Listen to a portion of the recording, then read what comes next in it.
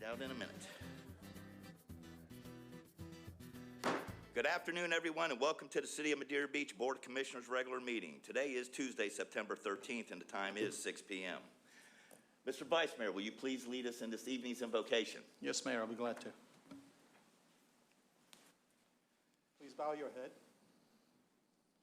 Heavenly Father, you're the creator of this universe, the vast, the beautiful, the magnificent, beyond our imagination and comprehension. We're woven in the fabric of the magnificence. You have created us. You have given us the will. You have given us the power. You have put love in our hearts. You have put wisdom in our minds. Heavenly Father, we are here before you tonight. Want to make the right decision, the best decision for this city. You know that we have absolutely no interest of our own. The interest is merely for the city, for our community, for our country, for the world. Also, Father, please watch over the men and women in uniform. Please protect them against the enemies. Please protect our country, our people, against those that are ill-willed and have issues. Also, Father, please help our citizens in this town, help our mayor, help the council in making just a decision that is best for all of us. Amen. Amen. Amen. Please remain standing and join me in the Pledge of Allegiance to the flag of our country. I pledge allegiance to the flag of the United States of America and to the republic for which it stands, one nation, under God, indivisible, with liberty and justice for all. Thank you, Mr. Vice Mayor. I hope I did well. I tried. Would the City Clerk please call the roll? Mayor Palladino? Here. Vice Mayor Gobahi? Yes. Commissioner Lister? Here. Commissioner Hodges? Here. Commissioner Poe? All right, at this time I will entertain a motion for the provided minutes. I so move, Mr. Mayor. There is one revision. I have one correction on page 9. The RFP should have been for fire services, not financial services from Treasure Island. For prior services? I move that be put into the record, Mr. Mayor, as a correction. Prior services as opposed to financial services. And I will second the motion. I have a motion and a second for corrections on the minutes. Is there any other corrections or additions? Would the City Clerk please call the roll? Vice Mayor Gobahi? Yes. Commissioner Lister? Yes. Commissioner Hodges? Yes. Commissioner Poe? Mayor Palladino? Yes.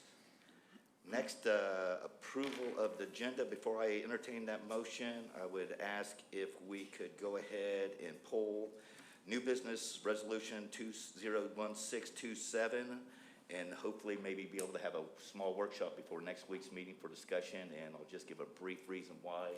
I've only seen one thing come through, that there was one person that wanted that position for the representative for the Barrier Islands. There's actually another. There's Dr. Terry Finedy, Commissioner of Battle of St. Pete Beach. Is there any other,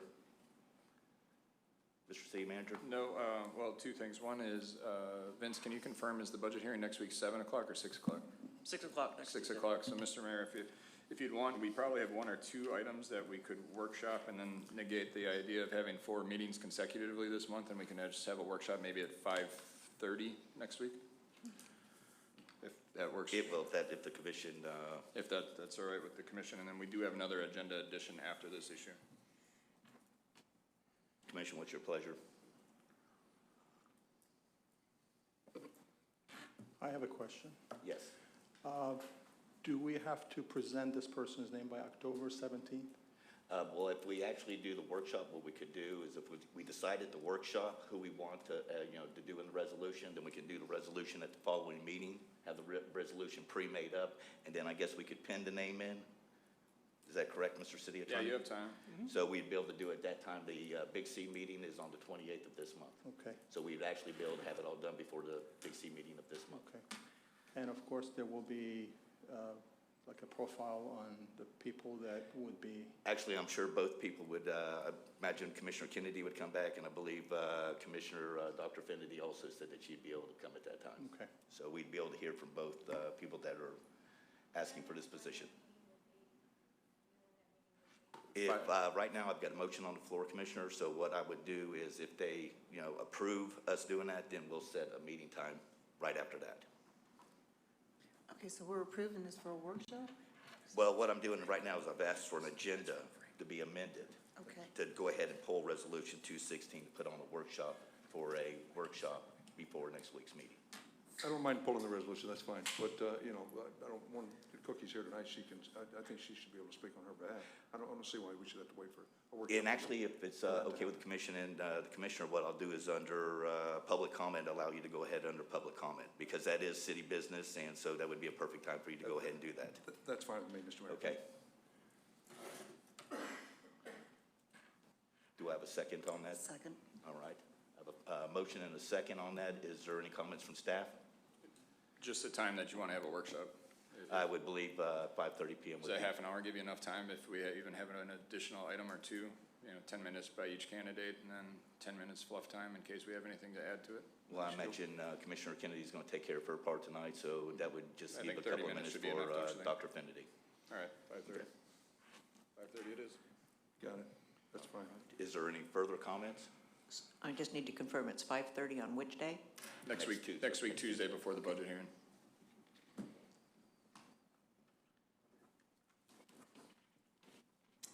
Okay. All right, would the city clerk please call the roll? Commissioner Lister? Yes, Commissioner Hodges? Yes. Commissioner Poe? Mayor Palladino? Yes.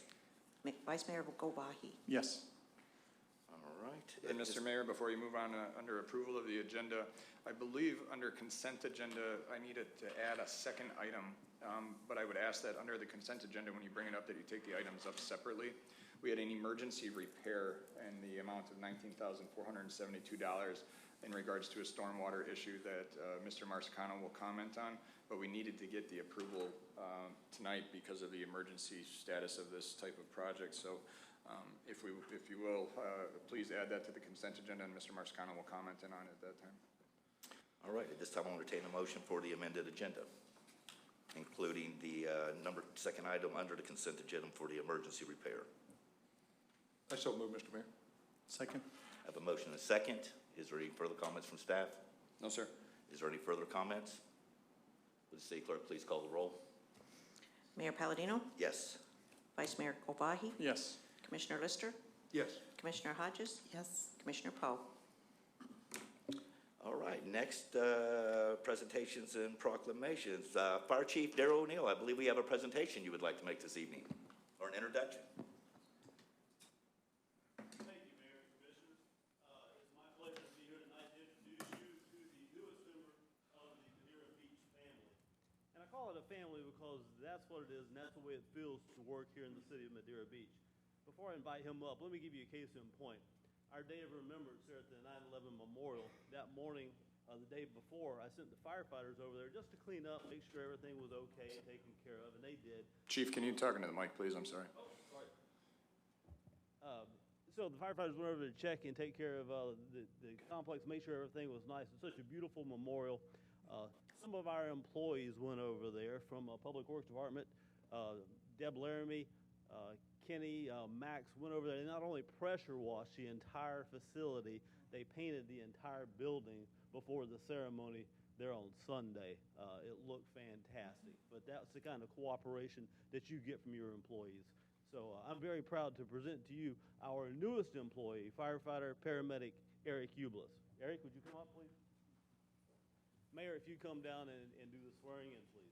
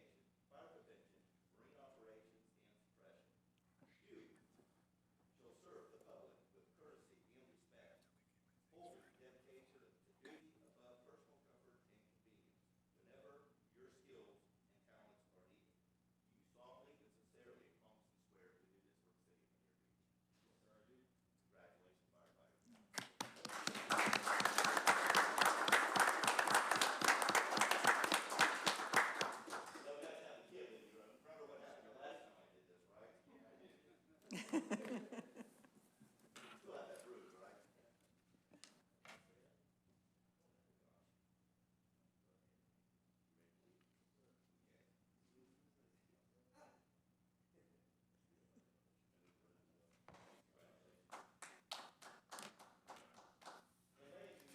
I'm going to actually do this over the speaker so everybody can hear. We'll do one more picture. The last 2 years, I've had the honor of serving as the president of the Pinellas County Emergency Services Board, which is known as MSAC here in Pinellas County. I've had the privilege of honoring and getting to recognize several firefighters, EMS personnel, and several fire departments here in Pinellas County. This Thursday, I get the honor to recognize Engine 25 for their outstanding performance in Pinellas County. Gentlemen, y'all are #1 in Pinellas County. Walk with your heads pride, and thank you very much for everything you do for the city of Madeira Beach.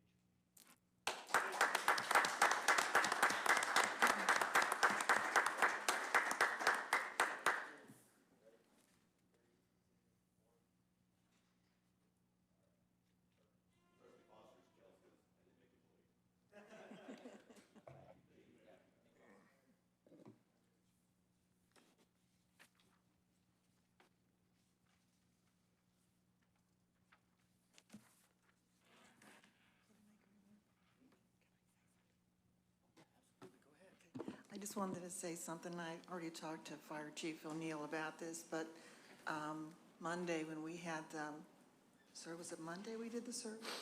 Sunday, okay, Sunday. When we had the service at the 9/11 Memorial, it was very nice.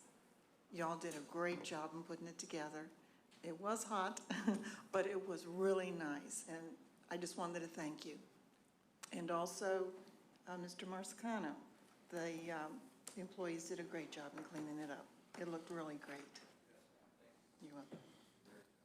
Thank you, Commissioner Hodges. Next, public comment. Just a reminder, public comment is for items that are not on the agenda but pertain to city business. And public comment is limited to 3 minutes. Would anybody like to speak this evening? And Mr. Mayor, before you start that, I was just in the AV room. This mic is having some trouble, so if anybody does speak during public comment, you really got to get the mic very, very close to your mouth tonight. Okay.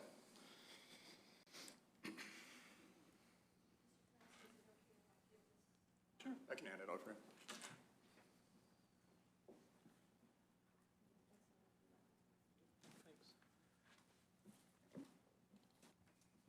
Good evening. I guess I've seen you several times this year. First, I wanted to say I was at my MPO meeting tonight, and as I was walking out, I got a little note from Commissioner Maroney's staff, and it said that it was me, and I want to read it to you because I thought it was very nice that he was thanking everybody for his prayers. He hasn't been talking to anybody yet, but he sends his love, and he wanted you to know that he was thinking about all of us. So he's not on his computer much yet, and he just wanted to say hello to everybody. So I thought that was nice because I know that you're one of his cities, so just wanted you to know that. I'm before you tonight because my appointment is up in December. I've served for 18 months now, and I brought you kind of a little pamphlet about what we've been doing for the last 18 months. And it started with the unification when we put the PPC and the MPO together, and then that was in 2014. So what I've been doing on the beaches, because I'm your first representative, I have just been out of the box and kind of put in this position the way I think it should be.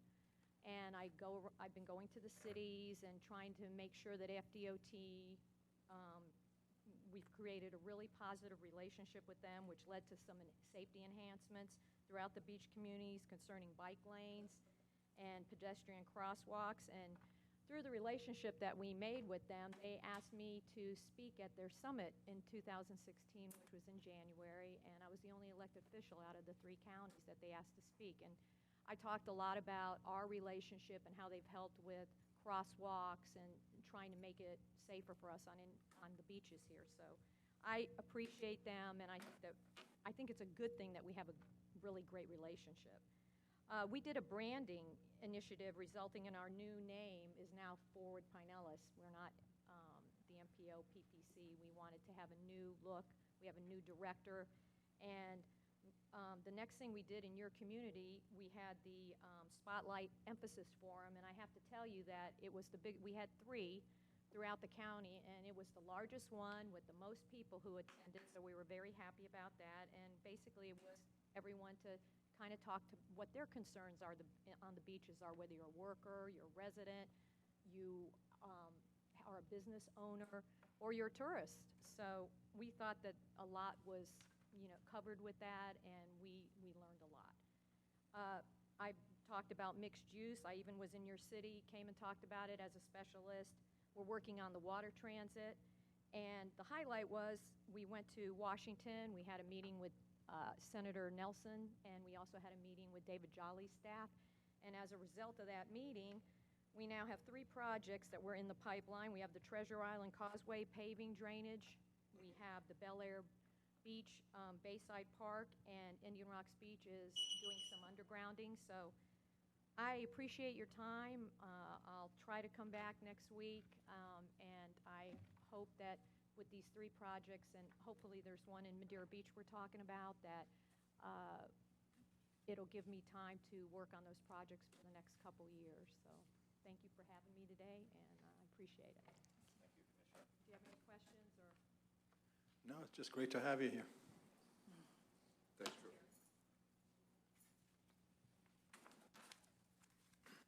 Would anybody else like to make comment this evening?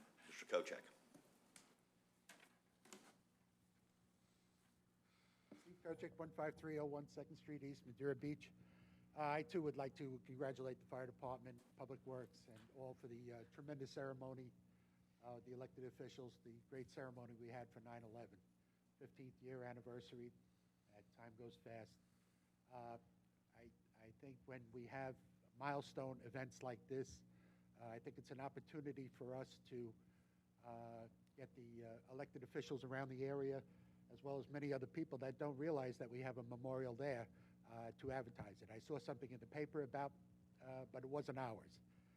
And the Wave didn't have anything about the ceremony. So I think that just got to be a little bit more aware that 9/11 has to be remembered, and we're fortunate that we had a community that got together to put up something that was very special for all of us. The other thing I'd like to talk about for a second is there's an open library appointment. I was honored to serve on the library for so many years and with so many great people, and to realize just how great a library the Gulf Beaches Public Library is, where 5 communities can work together in unison to create something that is so beneficial to the community. Nowadays, you have a lot of people saying, what do we need a library for? We got the internet, what do we need it for? Well, you need more than the internet. You need that personal relationship, especially the kids.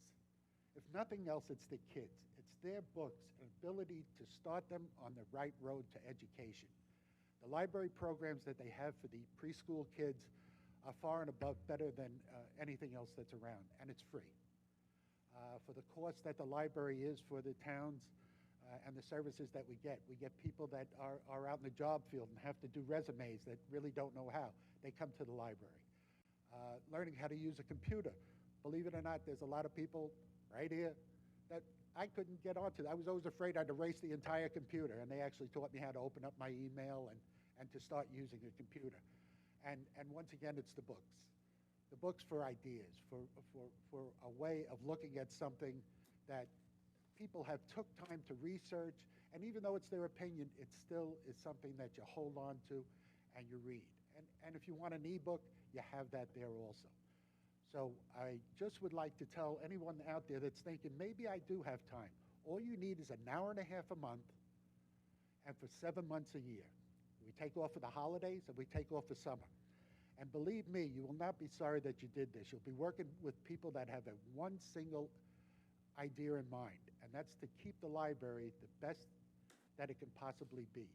The library director does all the work around. All you're doing there is ensuring that she has the monies and she has the ability to keep the library progressing in a manner that is helpful to all of us. So I really hope that somebody steps up, and please, just give it a try. Thank you. Thank you, Mr. Kochek. Would anybody else like to speak this evening? No, I'm going to go and close public comment at this time.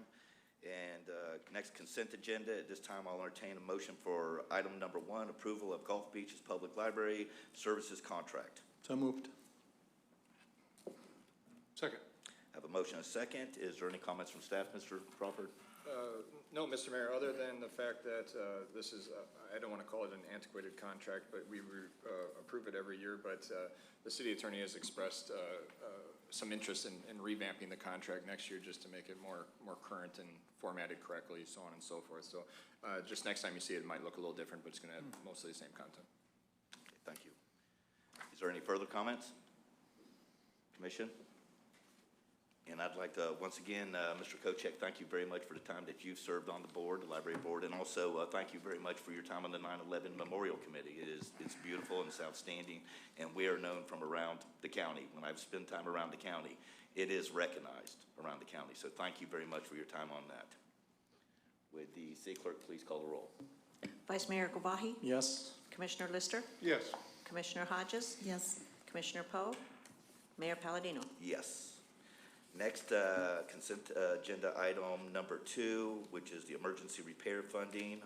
Yeah, Mr. Before I entertain that motion, I'd like a little bit of update from the city manager or staff. Mr. Mayor, I would defer to Mr. Marsicano. He'll walk you through not only what had to be done, but why it had to be done in such a short fashion. Yes, Mayor, Commissioners, good evening.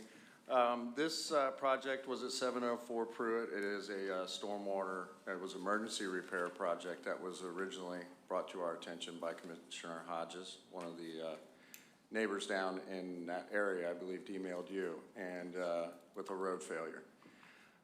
This repair continued into a complete pipe repair, road closure, and we had to do the structure also. The contractor, we were able to get them to hold their prices to the Keystone contract, which is in Boca Ciega. So the prices that you see before you now in the description are the prices that were publicly let. So we were able to get them to stick to those numbers in a way to get the job done in a timely fashion. So we would recommend your approval. Is there any comments from the commission? I would just like to say, appreciate you getting on it as fast as you did. Yes, it was a The big next concern. day, you had someone out there. That's great. Yeah, we're trying to get every bit of the city taken care of. So that one turned out to be an emergency. We hope that doesn't happen all the time. So Thank you. yes, ma'am. And thank you, Commissioner Hodges, for so promptly bringing that to the attention of the city manager and staff. And Dave, I want to make a quick comment since we are talking drainage real quick. You know, in this past storm, I hope everybody realizes we're on a barrier island. When that water comes over the seawall, there's nothing you can do. But Dave, the improvements that your staff and Stormwater has been doing, cleaning out pipes, I noticed when the water started coming out and the tide went down, 140th cleared up quick. And I know that there's another project on the way to even make it quicker in there, especially in heavy rain events. I think you're going to put another outfall system in on 140th. We are, and if I could just make one more comment, and I'll be brief. The project that we just completed, this emergency repair, a lot of places in the city, the roads are actually designed, if you see the pipe underwater, the hydraulic pressure of the water on the road most of the time is going to push out, okay, if the tide is really not that high. And we had that happen in front of these folks' house. They actually blocked up their storm drain. Once we removed it, the road drained. You know, by the time we were finished talking, there was a big circle out in there by the inlet, and the road was draining. So we can't make it, perfect everywhere, but we're trying. And in this instance, it worked. So we've got a couple areas. To couple off of what you said, I had some calls this morning and yesterday in regards to the flooding and some conversation that was had over the weekend, I think some at the 9/11 Memorial. And everybody has to, and I hate it because it gets used too much, but we do live on an island, and when water comes up on both sides, we're going to get, flooded out. But when the water comes up to the seawall and we get rain at the rate that we did, we're gonna flood out no matter if we had a brand new stormwater system in place or not. And so as we continue it, it's going to improve. But when you got water this high on both sides, the water's got nowhere to go. It's gonna go into your streets. And so just so everybody is aware of that it's not a failing stormwater system as to why roads flood. Roads flood because we have high tides and 13 inches of rain per hour. So it might be time to do some sort of very simple education on that for the community, because I think there's a lot of people, you know, if you go back 4 years when I first got here, we were gonna have a $200 million super stormwater system with pumps and rocket ships and you name it, and that's really not what we need. We just need to do the best that we can with what we've got, and replacing these roads and going at it the way that we do or are is certainly the way to go, especially when we're getting the grants that we're getting. And so it seems like we're going slowly, but it's not. We're doing, heck, we're probably doing 20% of Madeira Beach just in this last project that just got underway. So again, you know, it's really simple to say, oh, why did the roads flood? Well, the stormwater system's not working. That's not true. It's just flat out not true. And so we have to make sure that the people are aware of the mechanics of that. I believe Mr. Kochek has commented on that exhaustingly over the last 4 years, but we all know it too. But it's important to get that out there with your folks and your constituents, because one person says it doesn't fail, and you know how the coconut telegraph works in Madeira Beach. And so again, I did have probably 3 or 4 voicemails with concerns that it was voiced that our stormwater system was failing during the hurricane. Just isn't true. Thank you, Mr. City Manager. And it might be a good idea, because I know that looking at the last census, we actually have 90 new people that live here in the city of Madeira Beach. So, and if you look at the average age of this city now, it is 48 years old, and you drive around these streets, there's a lot of new neighbors and a lot of young people. So you might want to take a few minutes with your Public Works Department and Dave and the fire chief and put something together to bring in front of us so we could get it out there. We certainly can do that. You know, again, too, Mayor, you were there. We had employees filling sandbags for 2 days straight. You know, we've got this digital sign now that people actually pay attention to. We've got it on the internet. Nick is doing a fabulous job in the clerk's office of doing, I mean, except for writing it in the sky, we're about putting the word out as best as we possibly can when we have these types of events or anything going on in town. So I thought all in all it was a success. I think we could have really gotten beat up, and I don't want to say we came out unscathed. That's what I wrote in my WAVE article today, but I mean, compared to what it could have been, it would have been rough. Also, I'd like to announce, and I don't want to take the wind out of his sails, we did lose the roof on the band shell, and the contractor that put it on, he said, don't you dare submit that to insurance. I'm coming back and I'm putting that thing on for free. And so that's the type of people we got working in Madeira Beach, and that was a welcome change after the roof went off with that gust. So, all right, thank you. Is there any further comment? You look like you had something to say there, Commissioner Lister.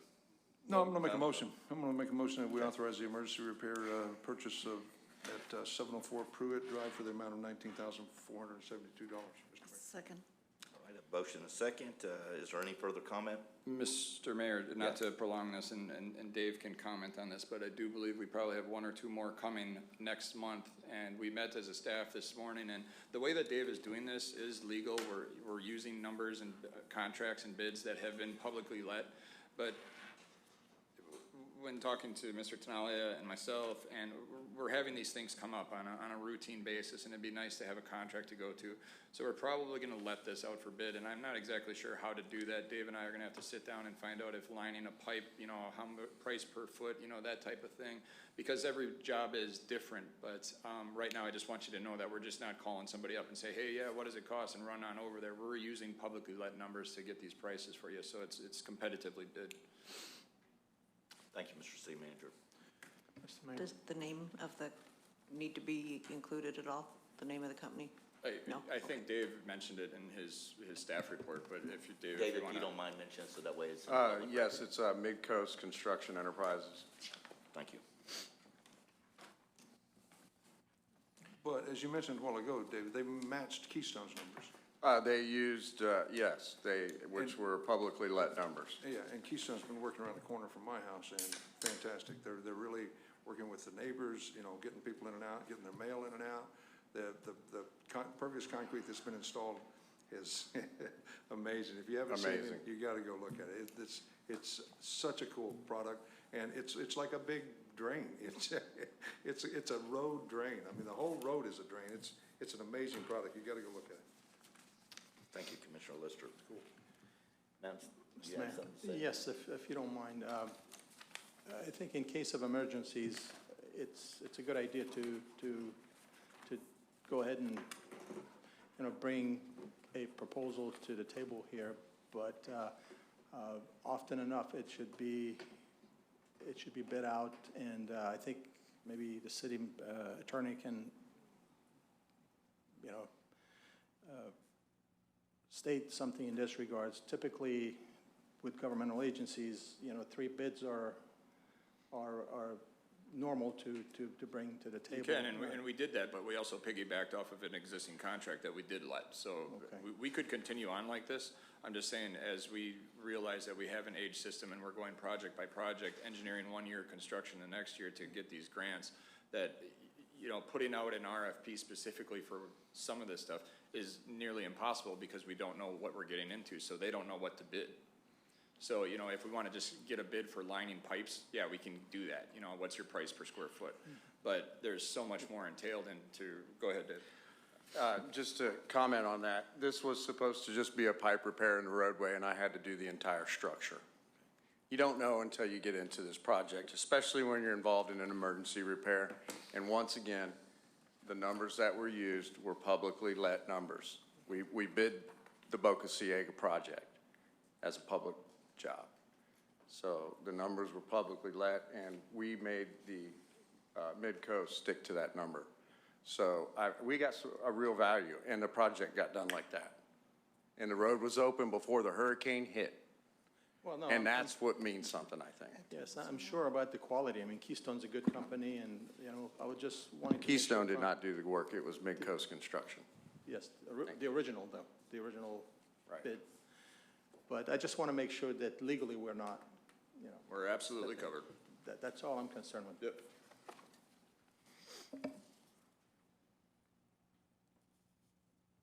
Madam City Clerk, would you please call the roll? Commissioner Lister? Yes. Commissioner Hodges? Yes. Commissioner Poe? Mayor Palladino? Yes. Vice Mayor Kovahi? Yes.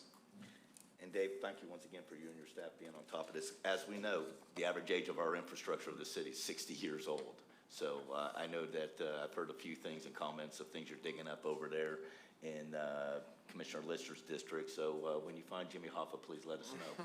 We are flowing and going all Okay, through the thank you. city. All right, next, contracts and agreements, RFQ recommendation for beach equipment concessions. And before I entertain that motion, I would like an update from the city manager. Thank you, Mr. Mayor. And again, this is another process of going out and getting a vendor. An RFQ stands for Request for Qualifications. At this point in time, it has nothing to do with how much they're going to charge us or how much money we're going to make. We looked at, we put it out for bid. We received 2 responses, and based solely upon the qualifications, and not necessarily qualifications, but what they had to offer, the submittals were substantially different. There was one from, got it right here, Beach Service West, who does do some business in town. They work with some of our condos. And then we had a submittal from Saltwater Destination. And one was just substantially more interested in getting people to Madeira Beach, creating an atmosphere versus just putting some equipment on the beach in an orderly fashion and seeing who's going to use it. I created an evaluation committee of a member from Public Works, a member from the Recreation Department, and myself. And all 3 of us sat down and took about an hour to evaluate it, and it was unanimous that we go with Saltwater Destination. So if you approve that, what that does is authorize the city manager to go into negotiations with these folks. Vince and I have budgeted a certain amount of revenue for this. If you remember, the prior vendor, especially for Commissioner Hodges, maybe you were here, but certainly Vice Mayor Kovahi was not. When we renovated the snack shack, we put out 2 separate bids, one for vending on the beach, chairs, umbrellas, tables, that kind of stuff, and then the snack shack at the same time, but 2 separate ones. Well, a lot of people bid thinking that they may get both of them.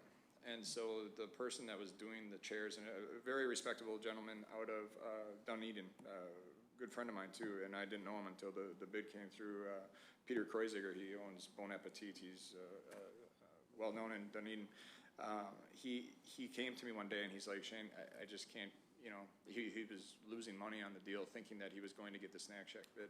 So there was a clause in his contract that said for no cause, 90 days, you know, he could be released of the contract. And I said, you know, bring it to the board. We talked about this before and we decided to put this out for bid.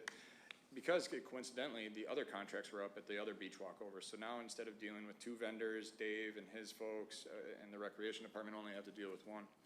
So not only is this Archibald Park, this is all your walkovers and South Beach, which we now call Johns Pass Park. In the other bid, the responder actually eliminated a couple of the walkovers and Johns Pass Park. And Johns Pass Park is a place where we definitely want to have some beach bending. The other entity offers handicap accessibility, wheelchairs for people that are handicapped, and also markets Madeira Beach and everything that they're doing through social media, and there was no reference of that whatsoever in the other bid. So there was quite a substantial change. In fact, if I'm sure you all read it, it is quite substantial. So with all that being as long-winded as I usually am, I'm asking for an approval from you to enter into negotiations with Saltwater Destination, and if we can come to a contract, the city attorney will draft a contract, and not only the bid award then, so to speak, and the contract will come again before you with a new negotiated amount. Thank you, Mr. Crawford. Is there any questions before I entertain the motion? At this time, I will entertain the motion for the city to move forward with Saltwater Destination. I'll make the motion. I'll second that. I have a motion and a second. Is there any further discussion or questions from the commission? Just that the destination bid was given a discount for the citizens of Madeira Beach. And again, they did every crosswalk and Johns Pass Park. So really, in my mind, there wasn't a fight here. And working with less abled, I think working with the fight. less abled is a great thing. I think that's offering something that's you don't see out there. Yeah, absolutely. So again, the stipulations that are in this contract right now, when we write the contract, they're going to be in the contract. Absolutely. Right. They're not going to change these points, right? No, sir. We're good with that. No, we're going to hold them to everything that Great, they okay. provided. I'm good with it, absolutely. And they're turtle friendly, correct? They are. Yes. Actually, you mentioned turtle-friendly vehicles and lighting. I mean, they've definitely, in fact, this is the entity that rents chairs down at Caddies. Caddies. Yes. I'm seeing volleyball. They're gonna maintain our volleyball nets and our hammocks, and since Dave hates my hammock idea, he's completely for this, so it's not easy to get Dave happy or impress him, so I'm 2 for 2 today. So. I thought Mr. Marzicano liked the hammocks. I always heard he was He likes them, he positive just about doesn't the want to hammocks. maintain them. All right, is there any further comment? Would the city clerk please call the roll? Commissioner Poe? Commissioner Lister? Yes. Mayor Palladino? Yes. Vice Mayor Gavahi? Yes. Commissioner Hodges? Yes. All right, next new business, item number 2, authorization to amend the capitalization threshold. Before I entertain a motion, do we want an update from staff? Yeah, Mr. Mayor, Mr., this sounds very technical, and it's not. And Vince will be able to make it real simple for you in about 30 seconds, so I defer it to Vince. Thanks. Yeah, I just want to get through a couple things. It is a technical accounting term, but I want to make sure it's understandable to everyone. So with capitalization threshold, we're referring to the dollar amount below which we either take an expense or recognize depreciation and defer future costs. We're of course referring to the city's assets such as land, equipment, improvements, facilities, vehicles, those types of things. As of the last financial reporting period, we had a net value of $28.8 million in capital assets that we're referring to. And in keeping with the best practices and new policies that I've been bringing to the board's attention, this is consistent with that same type of philosophy. And you know, there's a balance we want to strike here. I don't want there to be a perception that by potentially increasing this threshold that we are losing out on any potential control over the assets. So there's a fine line to balance between fairly presenting the financial statements, maintaining control over our assets, and making sure that the accounting system isn't bogged down with too much detail that's that's not necessarily relevant. So those are the kind of the 3 points that we're trying to balance, which is basically all about maintaining a reasonable assurance that the financial statements are presented fairly, recognizing sometimes that the cost of controls outweighs the benefits of certain controls. So at the moment, the city's capital asset policy is to define capital assets as individual items that cost $1,000 or more with a useful life of 1 year or more. That policy, as far as I know, similar to some of these other things I've been bringing up lately, has been in place for years and years. I went back to 2001, and I couldn't find any official statement that had clarified or defined that amount. So I think it's just been carried forward from year to year to year. But according to the GFOA, Government Finance Officers Association, this is an actual verbatim quote from their particular document defining capital asset thresholds. No government, regardless of size, should ever have a capitalization threshold less than $5,000. So with that in mind, my recommendation, and typically I would have brought this forward in a workshop, but I think it's pretty clear here that we need to be doing some modernizing. And I'm also trying to get out ahead of preparing the annual financial statements here in about a month or so. So with that in mind, my recommendation is that we take the GFOA's recommendation on this and amend our policy so that we would be defining capital assets at a $5,000 threshold with a useful life of 2 or more years. That's also not necessarily a new recommendation by GFOA. That has been out at least since 2008. So again, this is not anything. We're certainly not reinventing the wheel here. This is not any kind of cutting edge philosophy, but it's certainly more modern than what has been in practice. And obviously, I'm proposing what is seen as the most conservative approach by GFOA. And not to get too technical with you, but I will just walk you through one example so you can maybe try to get a better feel for what it means and what the actual impact is to the city. So let's say you had a $3,000 asset that in the past we've taken a 10-year useful life. That means you're depreciating expenses of $300 a year. And when you take those deferred costs into consideration versus the time it takes myself, the accounting manager, the financial system to track those assets, monitor them, update them every year, then bring them to your attention for disposal because you guys need to authorize the surplusing of those assets. At a certain point there, the costs of those controls definitely exceed any gains that we're going to arise from tracking the asset through the financial system. And the impact here is very minimal. Last year we added 45 assets at year end. If we had this policy in place at that time, we would have added only 40. So we're talking about 5 assets in a given year. Again, just as an example, 2 of those 5 were firefighter bunker gear acquisitions for some of the new firefighters.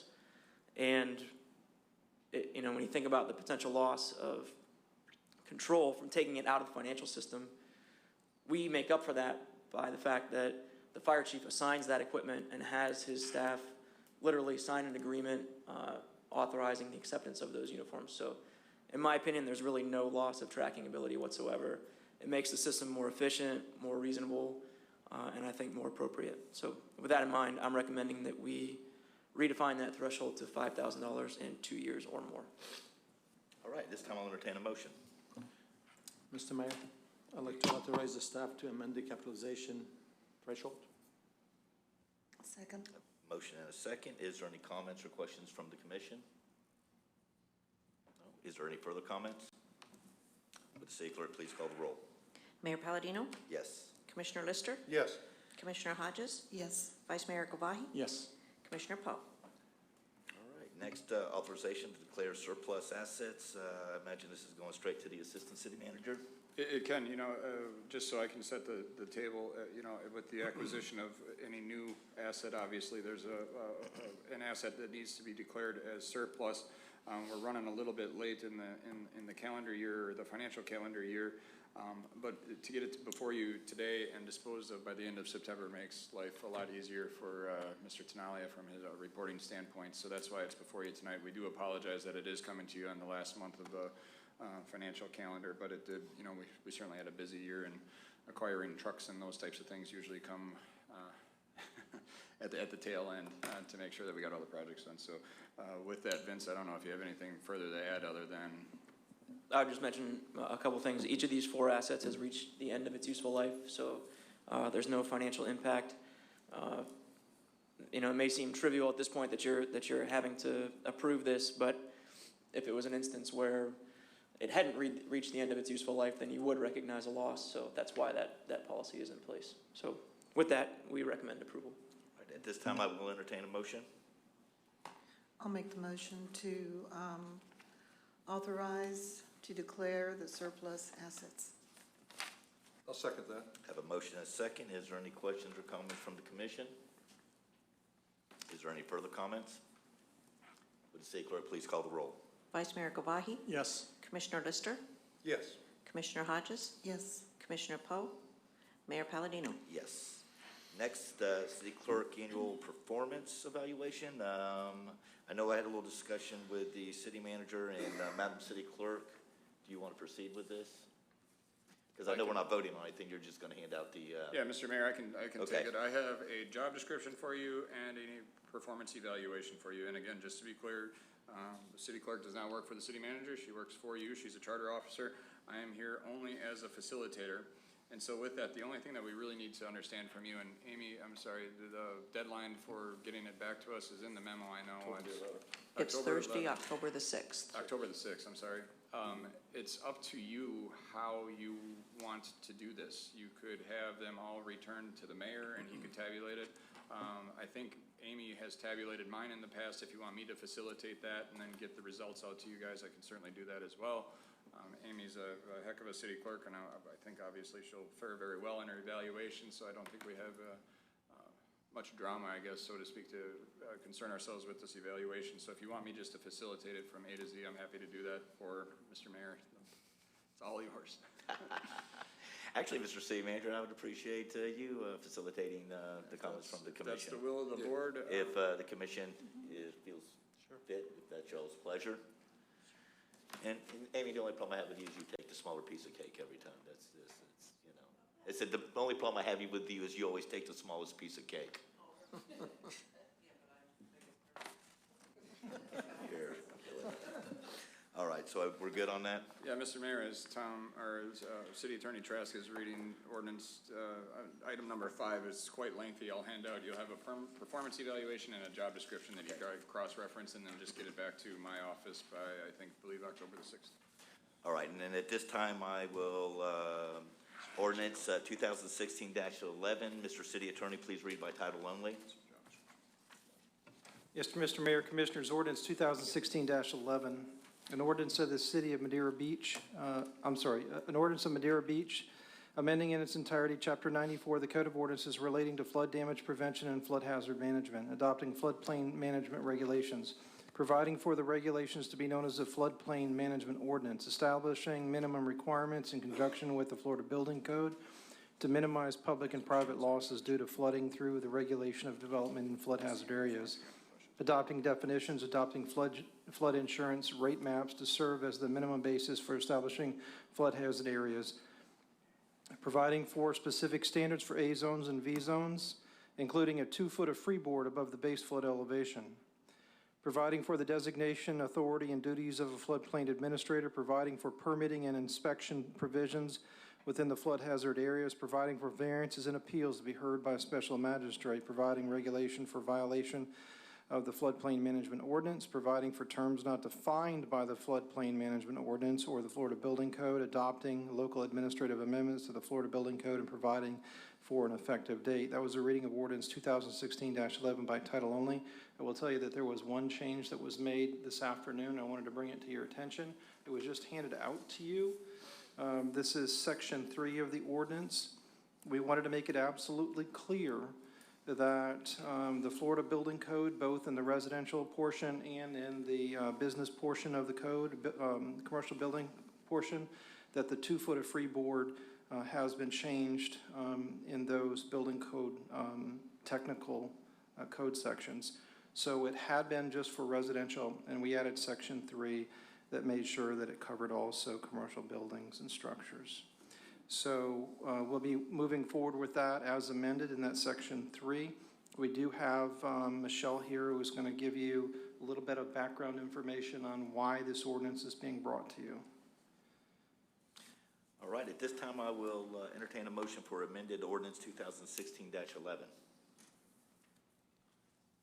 So moved. I have a motion and a second. Ms. Horton, would you like to go ahead and update us?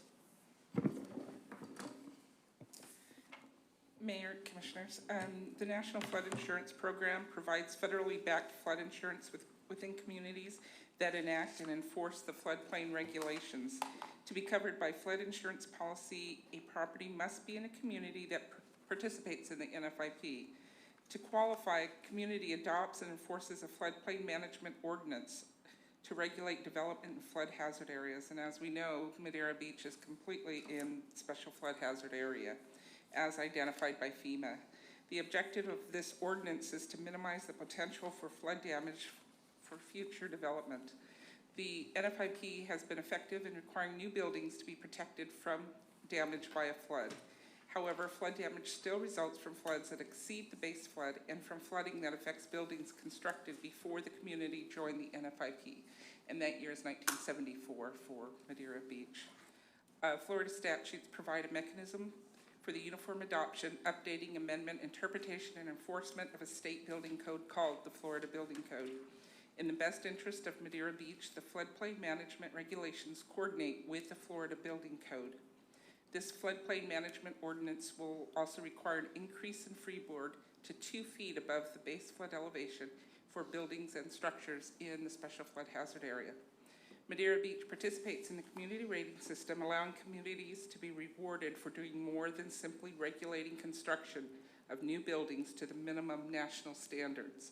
And that statement right there is why we are adding the additional foot of freeboard, because FEMA is proposing a 1 foot addition above base flood elevation, and that would leave Madeira Beach in the minimum requirements or minimum standards. And in order to receive our rating, a better qualifying class number, we have to go above and beyond. So currently, Madeira Beach receives a 20% premium discount as a result of the city's qualifying as a Class 6. Staff brought this before the local planning agency, Planning Commission, and they recommended approval to the Board of Commissioners for Ordinance 2016-11. And if the Board of Commissioners approves this, we will schedule the second and final Board of Commissioner reading on October 11th, 2016. I've also attached a letter from Forward Pinellas on August 25th, 2016, stating that this ordinance is consistent with the countywide plans. Thank you, Ms. Horton. And also, will this help improve our CRS ratings? Yes, it will. Okay. And, you know, folks out there, you know, we sit there and have state senators, House representatives, federal officials that sit there and fight and say they're going to do things about, you know, the cost of flood insurance. I'll tell you what, it starts right here at home, and I cannot thank staff. Michelle, y'all are doing a fantastic job saving the taxpayers' money on their flood insurance, so thank you very much. Is there any further comments from the commission? I know we worked on this for a long time to get that rating up to 20%. And you say we're at a level 6 now? And so if we didn't do this, would it take us down to a level 5 to a 15%? And what's our next bump up? Do we ever get to 25%? And I know that may be a big step. But, if we have an additional 500 points, we will then be bumped up to a Class 5, which would be 25%. And this will help us because it will keep us at, I guess, Class 6, but it won't allow us to bump up any if we don't. So are you saying if we don't do this, we're going to be bumped down to a Class 7? And then go to a 15%? I'm not saying that, no, Okay. no. But this floodplain management ordinance was supposed to be approved probably a year ago. And so our name is on the list to get it approved now. Okay. Is there any further questions? Mr. Mayor, 2 feet above FEMA is a very good number. Some of the cities require 3 feet. 2 is pretty good, and I think we can live with that. The cost to the contractor or development's not really that much more, by raising everything a little bit higher. And as we discussed, by raising the base flood elevation to 2 feet, we would have to increase the height. We discussed that last time. So it's a good number, and we need to do it. Thank you very much, Mr. Vice Mayor. Absolutely. Any further comments from the commission? Just one more, Mr. Mayor, I Okay. apologize. So by increasing this by another foot, because we're already a foot above, are we increasing the height of our buildings too, or are we not increasing the height? Currently, the regulations state base flood elevation. They do not include that 1 foot, and they will not include the 2 feet after this, unless we go back and make a change in our land development regulations. But according to the code, height is based on base flood elevation to the top.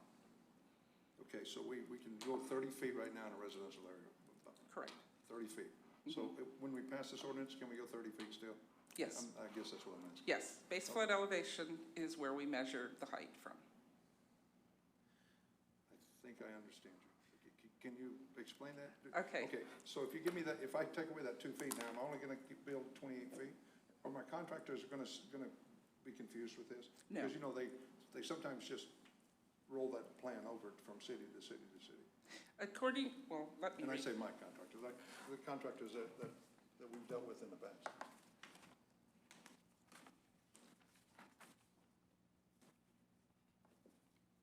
According to the land development regulations, it says, no structure shall exceed 30 feet in height measured from the designated base flood elevation on the flood insurance map. Okay, so they're going to start at the 2 feet and go 30 from there. Okay, I'm good with that. I'm good. Great question, Commissioner Lister. Thank you. Is there any further comment? Mr. Kochek. 5301 Second Street East, Madeira Beach. Just for clarification, so people don't think the government is making it do something. This is only on remodeling, new construction. If your house is the way it is, you don't have to do anything, so people don't start panicking, thinking that you're making me raise my house up. No. No, sir. Just to be clear for that, so you don't start getting called. Thank you, Mr. Kochek. All right, I gave them your number, Steve. Madam City Clerk, would you please call the roll? Vice Mayor Gavahi? Yes. Commissioner Lister? Yes. Commissioner Hodges? Yes. Mayor Palladino? Yes. Commissioner Poe? All right, next, reports and correspondence. Does any commissioners have any reports or correspondence? Mr. Mayor, I have something that I'm a little concerned about. Maybe y'all can clarify for me. Commissioner Poe has been gone now for a while, and right now, from the way things stand, I don't think she's going to be coming back, and I believe the conversation was for the next 4 months. I need to understand, how can we keep her seat open? Shouldn't there be someone there to represent the district? And I know the charter says that she has to miss at least 4 consecutive meetings, and I believe she's missed 2 at this time. But I just need to clarify this in my mind, because I really felt like when Commissioner Shantz left, we had 30 days to fill that seat. And I know Commissioner Poe did not actually resign. She just said that she would not be back for 4 months. So I don't understand the legality of this and how we can keep the seat open. She doesn't forfeit her seat until she misses 4 consecutive regular commission meetings. It does not include workshop meetings. It does not include special meetings. So it's 4 regular meetings. And once that 4th one hits without being excused, then she will have forfeited her seat. So there would be no action that would need to be taken so long as all of them were unexcused and she did not appear. Is there any way maybe a temporary person could be placed in that seat? No. No. Once she misses the 4, you can go through the process like you did when Commissioner Shantz resigned. You can go through the process of replacing her because her seat will be deemed forfeited just as if it would be a resignation. And so you can fill that seat at that time. So, Have the absences been excused? I haven't heard that they've been excused at this point. And if I can bring this up, since we're doing a special workshop next Tuesday, could we put this possibly on agenda to discuss on the excuse? Because also there's a thing here, and I think something to bring up is, if you had an employee working for you, you know, would you let them off, or would you be paying them without some kind of doctor's excuse or something like that? So instead of getting into that right now, maybe we should workshop that and then maybe be able to take action at the commission meeting that evening. It's your pleasure. Well, we're not gonna be able to take action unless she misses 4 meetings in a row. Well, what I'm saying She's as only far as missed being 2. excused. Well, we can excuse it at any time. We Okay. can make a motion today and Okay. excuse those first 2, or we could continually excuse her. I mean, we could, Okay. we haven't, and I'm not making that motion.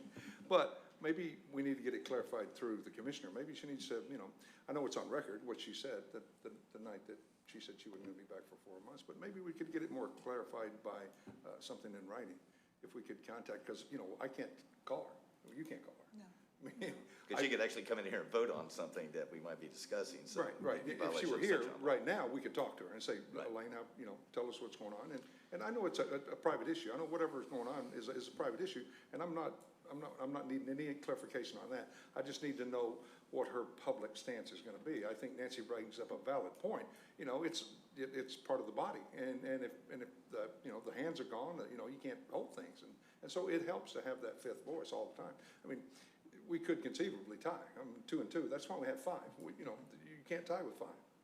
And so that being said, I don't think we're gonna come across that bridge now, but if her plan is to not show up till, you know, she gets replaced, then let's find out, so that we can start doing some proactive searching and, you know, see if someone else wants to run for her seat. You know, I know she's up for re-election in March, right? Yeah, which is quite a ways away. So, you know, I'd just like to get her thoughts down on paper of what's going on. If there's light at the end of the tunnel, would be good. Well, I know, were you done? I'm done. Okay. Okay, I do know that she did ask that she continue to get the packets for the meetings. But yet, if she gets them, that's fine, you know, it doesn't bother me, but still she doesn't have a voice up here with us. And I just feel like we're not balanced. We need someone in that seat. That is just my personal opinion, but I just wanted to clarify it. I just didn't understand exactly how that would work or what we could do to make a difference in it. I don't know. Well, the other option at this point, and hearing from Commissioner Poe, would be, you know, if she's not coming back, would she do the city a favor, and should do this commission a favor by tendering her resignation now, so that we can fill that seat, so that we can get that voice up here. So if she's intending to come back in month number 5, it's going to be too late. She's going to have to come back in month 3 or 4, you know, to be able to protect her position in that seat. And I think she's smart enough to realize that. And, you know, she gets 4 excused absences, not whether they're excused or not, right? She gets 4. She gets Whether I excuse them or not, or we excuse them. So she knows she has 4 months off, and this is her 2nd month. So legally, there's nothing we can do about it right now. I mean, again, I'm glad you brought it up, and I'm glad that we're talking about it and up here, and I'm sure she's listening. So, you know, I'd prefer her just to communicate a little bit with the city hall and tell us what she wants to do in the next couple of months. If she's coming back in 2 months, you know, that's fine. You know, I'd like to have a 120-day vacation, but you know, so it's okay. I'm not advocating that. And I know she's done a lot of work for the city, and she's done a lot of hard work throughout, you know, here in Tallahassee. She's been recognized for her work throughout the state. And I appreciate that, and I understand there's something going on, and I don't know what it is, because again, I can't call her, and you can't call her, so let's just find out if her plan is to come back, and I think that would help to set your mind at ease, and then we could plan accordingly. But from all of my knowledge, she's planning on coming back. That's what I heard when she left.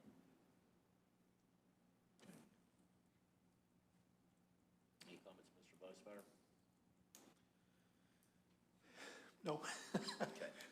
And as far as contact, either, I guess we could use the city manager or the city attorney to find out what's going on. Well, I think the city clerk. Okay, Madam City Clerk. Amy can call her. She worked for you. Yeah, and you Yeah. contact her, you make her travel plans, or you make mine. So contact her and find out, if she wants to, if she don't want to ride along, I'm not forcing her to do anything. I mean, you know, to save Amy here a little bit, I mean, she doesn't have to tell Amy anything. No, Yeah. she doesn't have to tell No. me anything. She's and I'm got, okay with she's that, got, too. and You know, this conversation will get to her, in one way or another. She's probably watching. If she wants to do the city a favor, and if she doesn't intend to come back, we'll get a letter of resignation after this conversation. And if we hear nothing, chances are she'll be back in December, right? Because the fourth one would be, if this is 2nd, October, November, she'll be at the BOC meeting in December. And if not, we know. So I think obviously, I would feel awkward because of what's happened in the past, but that would be a very awkward conversation for my colleague to have. I would certainly, request that you don't ask her to do that. And we know how it works. She'll know about this conversation. And the charter's a charter. Charter's a charter. She gets 4 absences. If she's here in December, obviously her intent is to keep going, and if not, we know. Okay. Anything else, Commissioner? No, there's no sense in doing it since it's kind of. Nothing to really do on the workshop. I just want to say, and I know it's a little bit early, but the Rotary Club is going to be having their pancake breakfast coming up in November. So I just thought I'd bring it out now, so everybody knows about it. And I will keep on reminding you, it's November 13th from 8 to 12, and it's going to be at Robbie's, which is the Middle Grounds Grill. And the tickets are $5, and that includes the pancakes, sausage patties, coffee, tea, and juice. And there is talk at this time about a Bloody Mary available too. But that is something that is going to be worked on, I'm sure. But I just wanted to bring it up to everyone's attention, and I will keep on reminding you as it gets closer. We want a good turnout, right, Deborah? Okay. And I love pancakes. Any other commissioner have any other reports? I'd like to bring up, we had a fantastic meeting with the county administrator today. Myself and Commissioner Terry Woolen from Indian Rocks Beach. He is the now president of the Barrier Island Council. I am the vice president. Our discussions that we talked about was with the new penny coming up in March, what we're doing at the Big C, we're being very proactive. We'll be putting a commission together or a board together from members of the Big C to go for a little bit more money on beautification, and I think the way to do this is going to be, instead of just asking for more money for projects, is the majority of us are doing undergrounding, and I imagine would be the will of the commission to use this money to continue undergrounding. But being able to ask for extra money, and I think this is very receptive from the county administrator, the way he spoke today, to put maintenance money aside. You know, when you put that in the ground, there's certain maintenance and things you have to do to that undergrounding through the years. So I think that's going to help us get a little bit more money for coming up here on beautification money. And also the discussion for a little bit more bed tax dollars was that we be able to get some bed tax dollars for doing cleanups after events like 4th of July, going to the municipalities, and the best way of doing that, I think, was discussed, is that what your city brings in bed tax dollars, a percentage of that. So those numbers are very easy obtained through the CVB. So I think we're looking in good shape, getting a lot of money back here from the county and getting some more bed tax dollars back to our city. So that's what happened this morning in Clearwater. So it's good seeing a little bit more money roll back this way. Good news. Always. Mr. City Attorney. I just want to introduce someone to you today. You know, the law firm is growing, and so this year we've added 3 additional lawyers to the law firm. And you see this young guy out here in the audience. This is Patrick Perez. Patrick, I think, lives right around the corner over here. Patrick is a recent FSU graduate. He has taken the bar recently, and we're waiting for his results, but he's joined the firm, and he's been helping behind the scenes. Although he is a lawyer, until he gets his license, he's labeled as our law clerk, even though he's a lawyer. So you'll see him often sitting in these meetings like this, trying to get some experience. But I wanted you to know who he was out here in the audience. So, and the other 2 lawyers, one of them you probably have met already, John Schaefer. He's was with the county attorney's office for 30 years, and we also hired David Platty. David is a real estate attorney. He's been practicing in the Clearwater area for 40 years. So a lot more experience added to the bottom line at the law firm. But this is the youngest lawyer here that we've got working right now, so. Fantastic. I know this is going to get me in trouble with half the residents of the city, but go Knowles. John said thanks for making me read the budget. Okay. That's right. He covered that meeting for me the other night. I appreciate that. Yeah. Thanks, boss. Mr. City Manager? Oh, sorry. Go ahead, Commissioner. I'm sorry. Okay. Okay, Mr. City Manager? I'm ready to get on to the two quick things. 3 p.m. tomorrow, info session / press junket for the water taxi. It's a little bit combobbled, but between Mark Hubbard's group and staff, we're going to be able to pull it off. So tomorrow at 3, Mr. Mayor, I believe you need to be there because I'm introducing you as the keynote speaker, so you have to be there. And then secondly, it's coupled off of what the mayor said about the utility bearing. We've talked about this before, and it's important that we all get on the same page about what we're going to do, because if we are indeed in line to get another dose, if you will, of Gulf beautification dollars, I think it would be staff's recommendation to you to recircle the airport again. And we went from looking to bury everything on Gulf Boulevard to not being able to afford it because of the jump in Duke's prices and other things and delays. And again, I think you called it a successful failure with our experimental phase 1, if you will. But if we're in, you know, I took $3 million out of this budget borrowing for utility. If we're in store for that and more, I really think, and we'd have the engineer come present to you, but I think Dave and I certainly at this point, without an engineer in the room, would tell you to expend the budget and go south until the budget is expended and then stop. And even if it takes a year or two to get this money and start those dollars rolling again, when does the next penny start, Mr. Mayor? It be voted on in March. Yeah, but when would it begin? Probably as soon as it comes through. 2020, I think, is the year. You could probably start doing your programs and putting everything in, and then how it rolled out the first year. Vince, can you borrow against it? The current penny is in place through December of 2019. 19, right? So the next one would be 20, but we can borrow against it if it's. I think we would have, I don't think we would have any luck borrowing against the future installment. No, not now. I'm saying once we get to that point. Once we get to that point, Yeah. we've already done that once with the current installment. Exactly. So I think what I'm telling you is, you know, we could probably bury over the next year and a half, you know, get to 2018 and then tell the residents, okay, we stopped, but in 2020, if these dollars are realized by the county, we'll start up again and finish the city. Instead of doing, and I've had to do this in previous jobs where the decision was made to do something from an infrastructure standpoint and 2 years later you rip it out. So instead of doing what we've currently got with just north-south wires throughout the city, bury everything east to west, and then in 2020 say, oh, now we can bury those, I think that would be a bad idea. I think you really should just start burying and go until the budget exhausted and then call a timeout, boom, and then just wait, and then see what happens with the county. And if the county doesn't allot those dollars, then we figure out a way to do it on our own. You know, Vince keeps talking about that one last big project, that might be it. But I think when you talk about utility burying, you know, if there's a chance, and I think this Penny for Pinellas is, I mean, it's a popular program. It's done wonders for us and the Gulf beautification dollars. I think we need to do that. So if that's okay with you guys and we don't need to workshop it, that's fine. If you want to workshop it and have an engineer here, otherwise Dave and I are just going to go to town on burying starting from Archibald or wherever we're at, Dave, 150th and south, and just go until that existing budget is gone. We've talked to Vince about that, and we are all in kind of agreement. Then we just stop.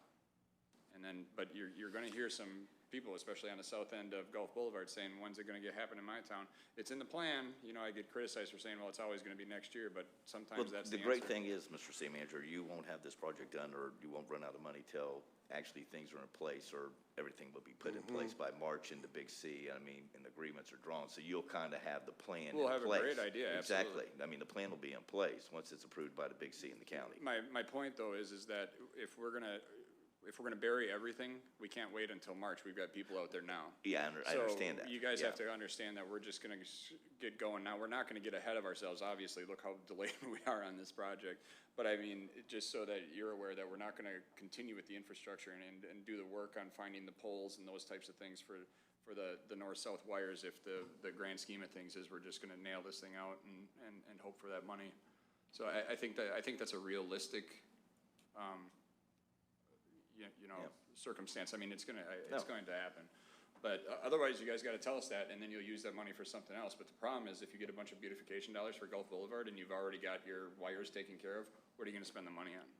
You know, we've done the islands, we've got the trees up, we got the crosswalks up. I mean, you're running out of things to do. So I think it's a calculated risk to roll. And like I said, I believe this next penny will produce over $2 billion.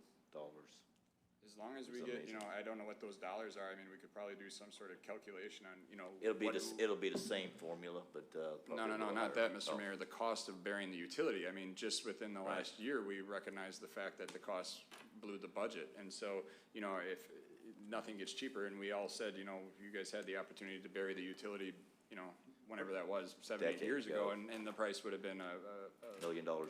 Yeah, beautiful, right?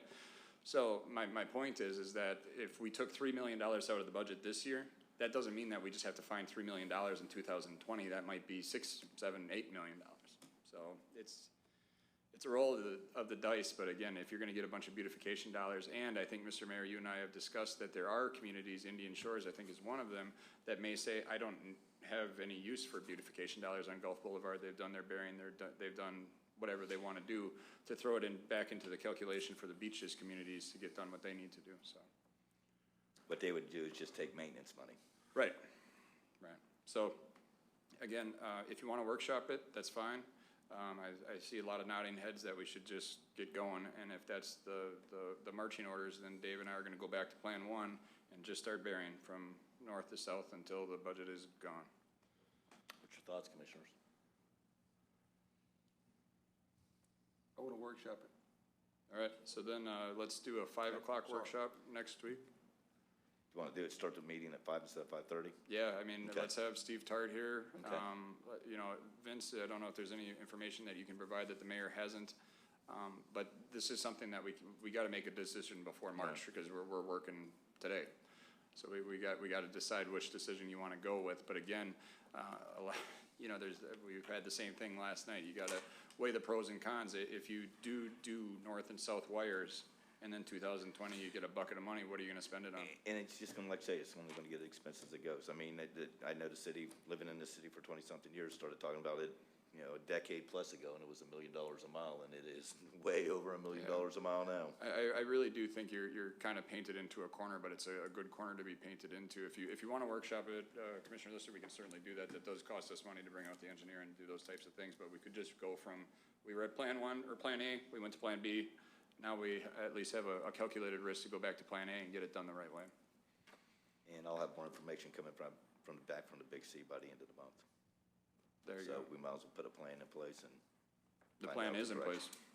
It's the original plan. So, Commissioner Lister. So you're telling me if we continue on, it's going to look like it does in front of Archibald Park until you run out of money, which could be at 150th. I'm exaggerating now, obviously, but could be at 147, could be at 146. You're exaggerating, but yeah, you're absolutely We're right. going to run out of money, but it's going to, so both sides, east, west, north, south, everything's going to be buried, new poles. Now you've lost me. So if we go back to Plan A, Right, you'll have light poles, right. but you won't have any electrical pole, no utility poles, nothing. And Plan B, you'd have brand new poles, cleaned up with north-south wires. Gone. Pardon? North-south wires there and east-west gone. Correct. But everything cleaned up and new electrical poles. Like if you go look at some of our poles, they're leaning, there's a pole, you know, jack to hold that one up. There's a bunch of wire spools, you know, just hanging there, no purpose whatsoever. I think it's terrible what they do to you. They make you pay up front, and then they put the pole in crooked and walk away. I've had that experience in the past. There was a crew from Kentucky came in and they just buried a pipe and let the pipe fall right through the hole. They drilled in rock in Kentucky. They come down here to the sand, and seriously, it was an out-of-state crew. It was a 30-degree wobble, and they left it there. And it was paid for before they ever started to dig. And that's my concern. You have to pay for this before you ever really get started. So I'm not a big fan of the utility. And I thought we got a little bit of savings from our last plan when we could go underneath the right-of-way. That never really. We did. That was some savings from the original plan that we had. Correct, but so not. I'm not saying that we're going to save money by waiting, but I just don't. I just have an issue with. I'm going to stop somewhere. you know. Well, we can get that calculated. I'm not gonna tell you that I don't know where we're gonna end. We can have the engineers say, based off of today's expenses, this is how far we can go. Okay. That we can And provide to you. And in my past limited experience, you know, once you get a contractor going, you prefer him to keep going. Obviously, Absolutely. it's gonna be less money if he keeps going. Agreed.